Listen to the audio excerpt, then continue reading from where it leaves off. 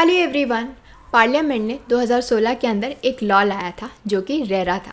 इस रेरा का पर्पस क्या था? To regulate the sale and purchase of real estate property, क्योंकि 2016 से पहले इस रिगार्ड में कोई भी लॉ नहीं था और इस वजह से जो होम बायर्स थे उनको काफ़ी प्रॉब्लम होती थी क्योंकि कुछ भी ट्रांसपेरेंसी नहीं थी। अगर हम रेरा की बात करें तो stands for real estate regulation and development act. तो ये जो एक्ट है ये इस्टेब्लिश करता है एक रियल एस्टेट रेगुलेटरी अथॉरिटी हर स्टेट के अंदर। तो ये जो अथॉरिटी है ये रेगुलेट करती है रियल एस्टेट सेक्टर को और एक्ट करती है as an adjudicating body for speedy dispute resolution. India के अंदर इस लॉ की काफ़ी रिक्वायरमेंट थी क्योंकि ये जो सेक्टर है रियल एस्टेट का ये काफ़ी अनरेगुलेटेड था with no standardisations of business practices and transactions.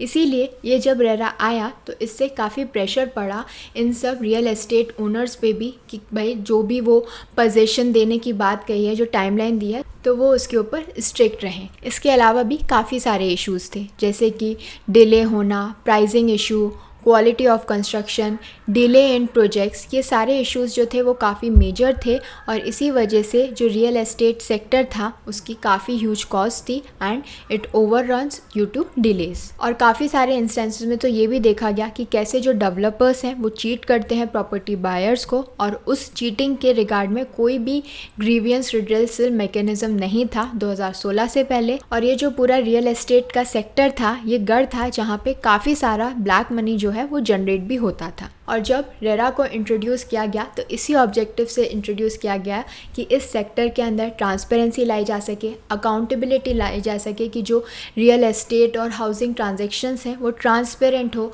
Accountable हो कि भाई जो कहा गया है वैसा ही मिलेगा, जो मटेरियल यूज़ किया जा रहा है बिल्कुल वैसा ही यूज़ होगा। इससे जो हमारा डोमेस्टिक और फॉरेन इन्वेस्टमेंट है रियल एस्टेट के अंदर उसे भी बूस्ट मिलेगा, वो भी काफ़ी बढ़ेगा। And to provide a uniform regulatory environment to ensure speedy adjudication of disputes. तो कोई भी अगर डिस्प्यूट अराइज होता है, प्रॉपर्टी डिस्प्यूट या डेवलपर के अगेंस्ट में डिस्प्यूट, तो ये जो अथॉरिटी है उसे अच्छे से रिजॉल्व कर सकेगी और ना कि डिले होगा। तो इन सब पर्पसेस के लिए, इन सब ऑब्जेक्टिव्स के लिए जो है रेरा को इंट्रोड्यूस किया गया।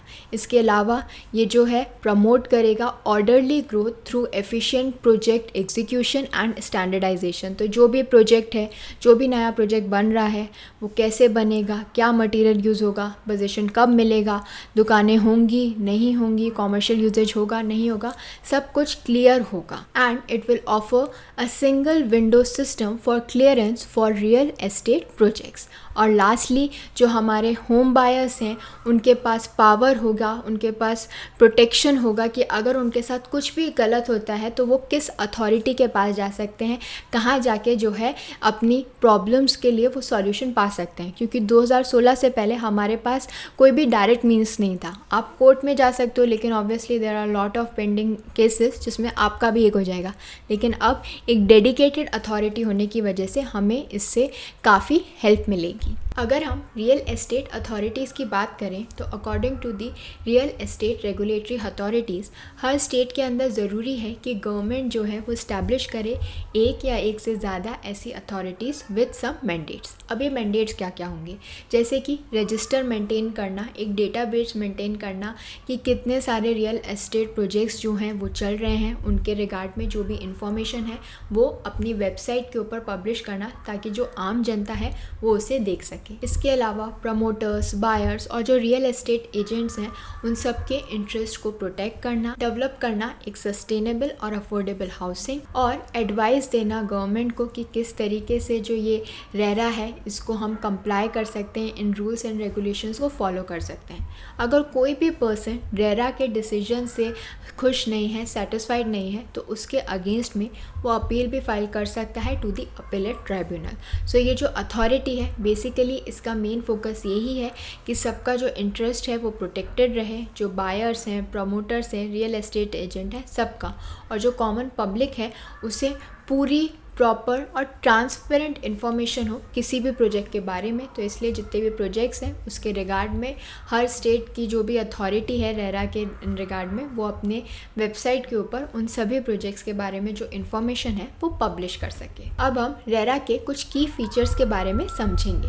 तो सबसे पहला और इम्पॉर्टेंट फीचर जो है वो है मैंडेटरी रजिस्ट्रेशन। सो कोई भी प्रोजेक्ट जिसका जो प्लॉट साइज है वो मिनिमम 500 स्क्वायर फीट का है या फिर जहाँ पे 8 अपार्टमेंट्स हैं, then in that case such projects needs to be registered with the regulatory authorities. Second चीज़ जो आपको ध्यान में रखनी है वो है डिपॉजिट्स। सो जब भी आप इस तरीके की कोई भी चीज़ जो है बेचते हो किसी को और जब आपके पास पैसा होता है तो इन that case 70% of the amount is collected from the buyers and it is deposited in a separate bank account जिसे हम एस्क्रो बैंक अकाउंट भी कहते हैं। अब ये एस्क्रो बैंक अकाउंट होता क्या है? ये एक थर्ड पार्टी अकाउंट होता है जिसके अंदर जो फंड्स होते हैं वहाँ रखे जाते हैं before they are transferred to the ultimate party. ऐसा क्यों किया जाता है? क्योंकि ये प्रोवाइड करता है security against the scams and frauds, specially with high asset value and dispute prone sectors जैसे कि रियल एस्टेट। नेक्स्ट फीचर जो रेरा के अंदर अवेलेबल है वो है लाइबिलिटी का। अगर किसी भी बिल्डिंग के अंदर कोई भी स्ट्रक्चरल डिफेक्ट आता है विद इन 5 ईयर्स तो उस केस के अंदर उसे रिपेयर कराने की जो भी लाइबिलिटी है वो डेवलपर के ऊपर होगी। डेवलपर को उसे सही कराना पड़ेगा। Next is penal interest in case of default. तो ये जो है ये एप्लीकेबल होता है प्रमोटर पे भी और बायर पे भी। तो दोनों ही जो हैं लाइबल होंगे to pay an equal rate of interest in case कोई भी डिफ़ॉल्ट होता है फ्रॉम आइदर साइड। तो प्रमोटर की गलती है या बायर की गलती है फ़र्क नहीं पड़ता, अगर कुछ भी गड़बड़ हुई है तो दोनों को ही ये इंटरेस्ट जो है वो देना पड़ेगा। Next is cap on advance payments. So कोई भी जो प्रमोटर है वो 10% से ज़्यादा का जो अमाउंट है वो नहीं ले सकता, यानी जितना भी टोटल अमाउंट है उसका 10% से ज़्यादा अमाउंट वो नहीं ले सकता पहले as an advance before agreeing to the cell.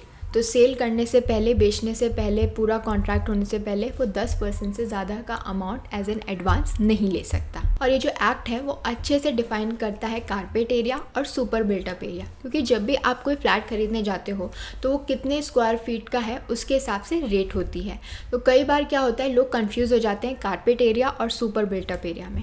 Carpet area वो एरिया होता है जिसके अंदर आप रहते हो, यानी जो इनर वॉल्स का एरिया होता है वो, और जबकि सुपर बिल्टअप जो एरिया होता है वो इंक्लूड करता है आपका कॉरिडोर, लिफ्ट वाला एरिया जिसके अंदर आप नहीं रहते हो। बहुत सारे बायर्स को ये बात नहीं पता होती है कि आपको सिर्फ कारपेट एरिया का अमाउंट देना होता है, ना कि सुपर बिल्टअप एरिया का, क्योंकि जब वो कोई भी फ्लैट आपको बेचते हैं तो ज़्यादा स्क्वायर फीट दिखाने के लिए वो आपको बार बार सुपर बिल्टअप एरिया का एग्जाम्पल देते हैं। लेकिन सुपर बिल्टअप एरिया वो एरिया नहीं है जहाँ आप रहोगे, वो इंक्लूड करेगा आपकी गैलरी, लिफ्ट का एरिया, कॉरिडोर्स, नीचे अगर कोई गार्डन है, वो सब कुछ। जबकि कारपेट एरिया ही वो एरिया होता है जिसके अंदर आप रहते हो, वो जो इनर वॉल्स के अंदर जो एरिया है जिसके अंदर आप रहते हो, सिर्फ उसी के आपको प्राइस देनी होती है। और अगर कोई भी पर्सन ये सारे लॉज को, रूल्स एंड रेगुलेशंस को फॉलो नहीं करता, या फिर जो भी अपीलेट ट्राइब्यूनल या फिर रेगुलेटरी अथॉरिटीज़ जो ऑर्डर्स देती हैं उन्हें फॉलो नहीं करता, इन दैट केस उन्हें सज़ा मिलेगी, jail time of up to 3 years for developers and up to 1 year in case of agents and buyers. अब हम ये तो समझ गए कि रेरा क्या है, इसके फीचर्स क्या हैं, लेकिन इससे हमें क्या क्या फ़ायदा हो रहा है, क्यों ये इतना इम्पॉर्टेंट है। सबसे बड़ा और सबसे इम्पॉर्टेंट चीज़ है कि इसकी वजह से टाइमली डिलीवरी ऑफ फ्लैट्स होती है। रेरा के आने के पहले क्या होता था, हमें कमिट कर दिया जाता था कि ठीक है हम 2024 के अंदर आपको फ्लैट दे देंगे, लेकिन जब 2024 आता था तब तक फ्लैट्स बने ही नहीं होते थे, पोजेशन मिलता ही नहीं था। लेकिन अब रेरा की वजह से इस रिगार्ड में काफ़ी स्ट्रिक्टनेस आ गई है। जो भी डेट आप बोल रहे हो उस दिन पर आपको जो है फ्लैट का पोजेशन दिया जाएगा, प्रॉपर पोजेशन दिया जाएगा, और अगर नहीं दिया जा रहा है तो उसके कॉन्सिक्वेंसेस जो डेवलपर्स हैं उन्हें भुगतने पड़ेंगे। और अगर बिल्डर टाइम पे पोजेशन नहीं दे पाता, इन दैट केस उनको सारा पैसा रिफंड करना पड़ेगा विद इंटरेस्ट। तो इस लॉ की वजह से ये अब स्ट्रिक्टनेस आ गई है। जब कहा जाता है, जब बताया जाता है कि ये पोजीशन मिल जाएगा, तब के तब उन्हें देना होता है, नहीं तो उन्हें ये पैसे वापस करने पड़ेंगे। नेक्स्ट फ़ायदा जो हुआ है वो ये हुआ है कि एक्यूरेट प्रोजेक्ट डिटेल्स देनी होती है, क्योंकि at the time of selling जो बिल्डर्स हैं, जो एजेंट्स हैं, वो काफ़ी सारी बातें बोलते हैं कि ये एरिया होगा, ये एमिनिटीज़ होंगी, क्लब हाउस ऐसा होगा, या फिर अगर कॉमर्शियल स्पेस है तो उस रिगार्ड में भी काफ़ी सारी एक्स्ट्रा चीज़ें बोली जाती हैं। लेकिन कई बार जब पहले 2016 से पहले एक्चुअली जब पोजेसन मिलता था, पूरी बिल्डिंग बनती थी, तो उस तरीके की एमिनिटीज़ होती ही नहीं थी जैसी प्रॉमिस की गई होती थी। लेकिन रेरा के अंदर स्पेसिफिकली कहा गया है कि अगर प्लान के अंदर कुछ भी चेंज किया जाता है तो उसके लिए पेनल्टी इम्पोज की जाएगी बिल्डर के ऊपर, और वो पेनल्टी काफ़ी हाई है, 10% of the cost of the entire project, और इसके अलावा उन्हें जेल भी हो सकती है अप टू 3 ईयर्स। तो इसीलिए अब कोई भी फालतू का जो है आपसे वादा नहीं कर सकता कि ये एमिनिटीज़ होंगी, ये कॉमर्शियल स्पेस होगी, नहीं। अगर वो जो कह रहे हैं वो उन्हें देना पड़ेगा, और अगर वो नहीं देंगे तो उनको कॉन्सिक्वेंसेस झेलने पड़ेंगे। Next is specifying the carpet area. काफ़ी लोगों को ये पता नहीं होती थी कि हमें कारपेट एरिया के अकॉर्डिंग जो है प्राइस पे करनी होती है, ना कि बिल्टअप एरिया के, क्योंकि जो बिल्टअप एरिया है वो काफ़ी सारी और स्पेस भी कवर करता है, जैसे लॉबी, लिफ्ट एरिया या फिर स्टेयरकेस। और जो कारपेट एरिया होता है वो एरिया होता है जहाँ पे एक्चुअली आपका जो फ्लैट होगा। तो जो बायर्स हैं, काफ़ी बायर्स को ये बात नहीं पता होती थी, and they would and up paying more for their flat, for their space, जो एक्चुअल में उसकी रेट थी उससे कहीं ज़्यादा वो पे करते थे। लेकिन रेरा की वजह से इट इज़ नाउ मैंडेटरी कि आपको क्लियरली बताना पड़ेगा कि जो बिल्टअप एरिया है वो कितना है और जो कारपेट एरिया है वो कितना है, और अगर आप नहीं ऐसा कर रहे हो then you are wrong, you are violating the law. Next is कुछ भी बेचने से पहले, कोई भी बिल्डिंग बेचने से पहले ये ज़रूरी है कि बिल्डर के पास जो है सारे क्लियरेंसेस हो। पहले क्या होता था, ये जो बिल्डर्स हैं वो प्री लॉन्च ऑफ़र लाते थे, और जिससे वो जो कस्टमर्स हैं उन्हें अट्रैक्ट करते थे कि हम अभी कम प्राइस पे बेच रहे हैं, ये प्री लॉन्च ऑफ़र है, और इस वजह से उस समय तक उन्होंने सारे क्लियरेंसेस नहीं लेते थे। लेकिन बाद में जब वो क्लियरेंसेस लेने जाते थे तो कई बार अटक जाता था, टाइम लगता था, और इसी वजह से जो कस्टमर्स हैं उन्हें फ्लैट टाइम पे नहीं मिल पाता था। लेकिन अब रेरा की वजह से ये मैंडेटरी किया गया है कि जब तक सारे क्लियरेंसेस नहीं मिल जाते, जो बिल्डर है वो फ्लैट्स को सेल नहीं कर सकता। तो प्री लॉन्च ऑफ़र है, जो भी ऑफ़र है आप लाइए, लेकिन सारे क्लियरेंसेस आपके पास पहले से ही होने चाहिए।